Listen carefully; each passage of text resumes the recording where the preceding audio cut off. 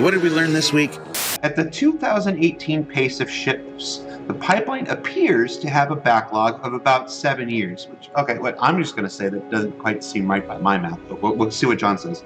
Is there a plan to increase the pace of delivery, or should we expect current concepts to be released in 2025?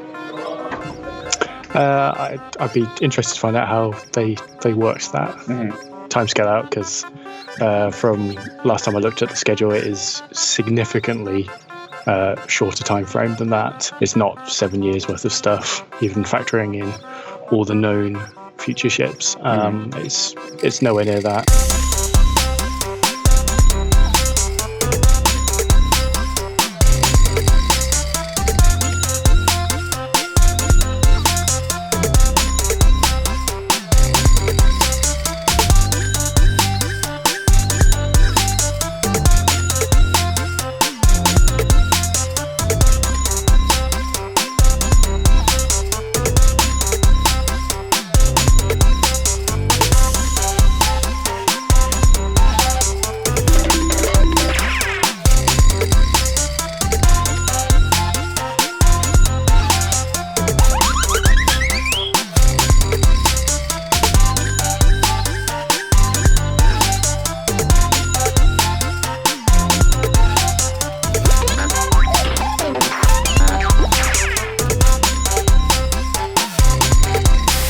Now today I can confirm that the RSI Orion is nearly white box complete, as the team is working in the identify and create additional concept stage before they move into gray box. Soon the dream of shooting massive mining lasers from our ship's faces will be a reality.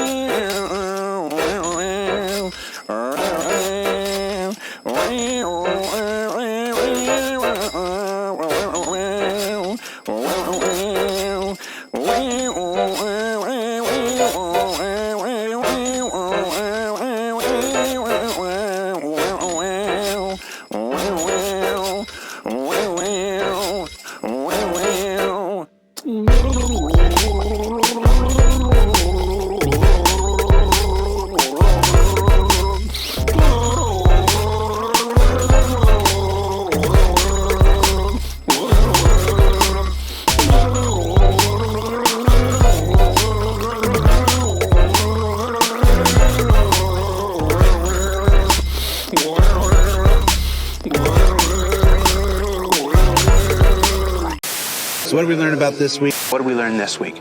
There are other ships besides those that folks have been waiting for a while. This question is simply, what is the plan on getting the older concepts out the door in a reasonable time frame?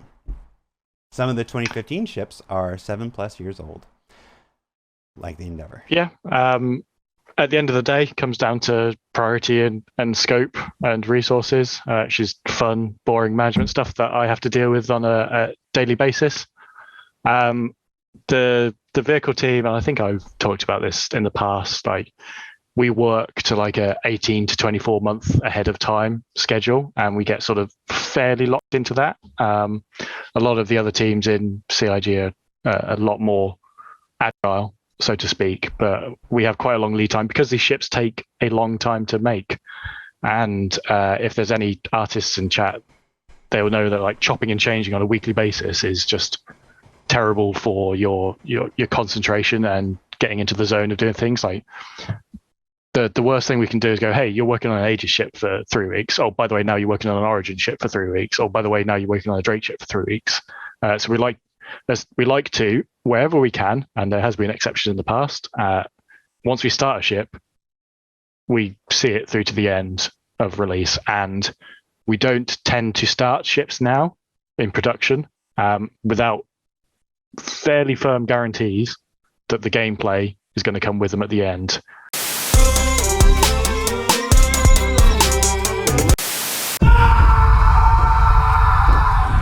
probably thinking I'm a goner. Did you change medbed respawning just to sell more nurses? I went and talked to design director for Squadron 42 in the Precision Universe, Rick Porter. He was on the last Star Citizen Live. You met him along with Rick and Rich and JJ. They were the makers of the original medbed spawning system back when they were just on the actor feature team. Back then, which is about 4 years ago, their intention was for all medbeds to allow spawning. Why don't more multi-crew ships have medbays of any tier whatsoever? I don't think the Carrack is the only non-capital ship with a medbay, because we have the Apollo and the Cutlass Red, but it is a supremely powerful feature to have in your ship. So we don't want every ship and its son having medbed in there that you have as your mobile respawn point. So we do want to restrict the availability of those to ships that make sense. So the Kraken would make sense because it is sort of like a mobile space station. The Carrack is a supremely long distance exploration ship where you're going to be out in the deep expanse of space a long time. But having it in the back of your Cutlass, like your bog standard Cutlass that you just chucked in there, maybe not. But the Red, again, designed as an ambulance. And just for some to be at this distance and some to be at this distance. That was their original intent. It didn't get in at the time because of this, that, or the other thing. It was 4 years ago. And then the second is respawning, which you sort of access in a very similar way. You lie down on the bed, you set the medical beds to be your respawn point. And then at that point, if you die and the ship is still in the relative vicinity, you can respawn back to the ship, which is a big feature. I think for me, it's just the extension of group play. Because when you play as a group at the moment, as soon as one of you makes a mistake and dies, they're essentially out of the group for a long period of time whilst they get back, and this fills that gap in and it just allows those groups to play on for longer. Tier 2 and above facilities or ships will only have the ability to respawn. So that means Tier 3 medical beds won't allow you to respawn. And Tier 3 medical beds are what's in the Cutlass Red right now. So that's going to be a loss of functionality, which is what it currently has. But this was always the intention. That was always a placeholder solution when we added it to the PU, I think, like the start of 2020. There will be a difference between, and I think we've shown sneak previews of things like the med gun as well. There will be other ways to heal yourself beyond a med bed going forward. So you won't need a med bed in the back of your ship if you break your legs on a planet. You'll be able to use other mechanics to heal yourself. So looking at it through the context of Star Citizen today is, of course, natural and proper, and you absolutely should. And a lot of that feedback that we're seeing is because of how they're looking through it through the lens of Star Citizen today. But they are making decisions, laying the groundwork for Star Citizen tomorrow and the day after and the day after. So that means Tier 3 medical beds won't allow you to respawn. Back then, which is about 4 years ago, their intention was for all med beds to allow spawning. But this was always the intention. That was always a placeholder solution when we added it to the PU, I think, like the start of 2020. Back then, which is about 4 years ago, their intention was for all med beds to allow spawning. But this was always the intention. That was always a placeholder solution when we added it to the PU, I think, like the start of 2020. You lie down on the bed, you set the medical beds to be your respawn point.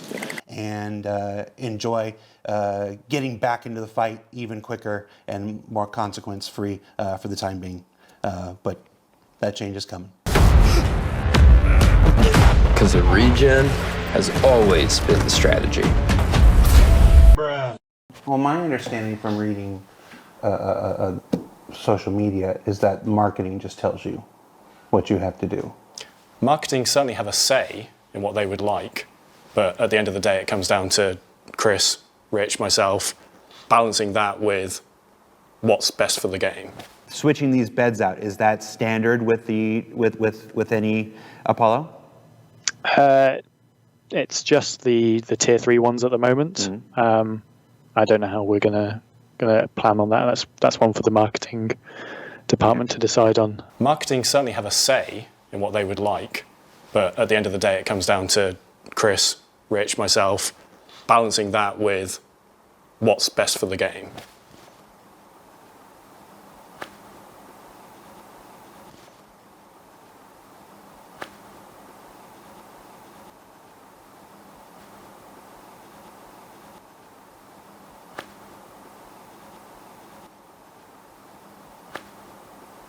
Express opinions.